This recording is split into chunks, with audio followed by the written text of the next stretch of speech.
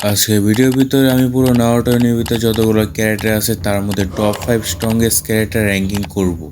আজকের ভিডিওটা র্যাঙ্কিং করতে আমার এতটা কমপ্লিকেটেড ছিল যা তুমি তোমার ক্রাশকে প্রপোজ করা মানে। আর এই র্যাঙ্কিং আমি আমার রিসার্চ এর বানিয়ে এসেছি। আর তোমাদের কেমন লেগেছে সেটা অবশ্যই কমেন্টে জানাবে। আর তোমাদের কি মনে হয় সেটাও কমেন্টে জানাবে। তো এই ভিডিওতে নাম্বার 5-এ যে ক্যারেক্টারটা রয়েছে তার নাম হলো মাদারা উচিহা।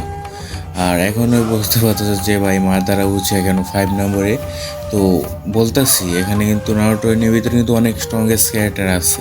সামনে আরও যে স্ট্রংগেস্ট ক্যারেক্টারগুলো আছে সেগুলো দেখে তারপরে বলল। তো মাদারা উচিহা হলো উচিহা ক্ল্যানের মধ্যে সর্বসেরা উচিহা। আর তাকে গোষ্ঠ উচিহা বলা হয়।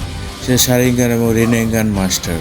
আর টেন্টেলসকে কাবু করে সে যখন পুরো আনস্টপেবল হয়ে গেছিল, ফোর্থ নিনজা ওয়ারে আমরা তার আসল ক্ষমতা দেখতে পারি।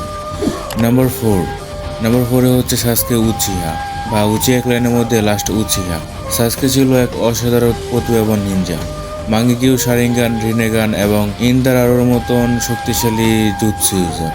নারুটোর সাথে ফাইট এবং বিভিন্ন শত্রুর বিরুদ্ধে তার কৃতিত্ব তাকে সিরিজের অন্যতম শক্তিশালী বানিয়ে ফেলেছে।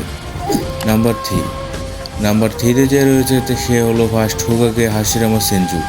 তিনি গড অফ শিনোবি নামেও পরিচিত। উস্টাল এবং তার চক্র নিয়ন্ত্রণের জন্য তাকে লেজেন্ডতুল বলা হয়। আর মাদারাকে সে কয়েকবার হারিয়েছে। এবং মাদারা নিজেই বলে হাশিরামা হলো এমন এক শিনোবি যে তাকে টক্কর দেওয়ার মতো ছিল। নাম্বার 2-তে যে ক্যারেক্টার রয়েছে সেটা হচ্ছে আমাদের সবার পছন্দের প্রিয় ক্যারেক্টার নারুটো উজুমাকি।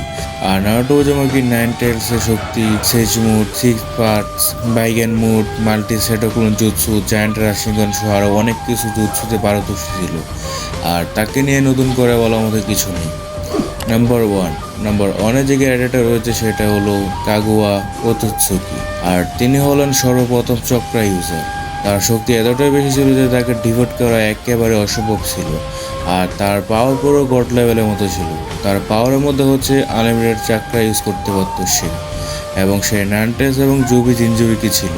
আর ডাইমেনশনাল ট্রাভেল এবং শরীর থেকে হাড়ের মতন অস্ত্র বের করতে পারত। সাথে সাথে বাকুগান, রিনে শারিঙ্গন এবং ইনফিনিট সাইকোয়ামি সহ আরও অনেক পাওয়ারফুল জুৎসু সে ইউজ করতে পারত।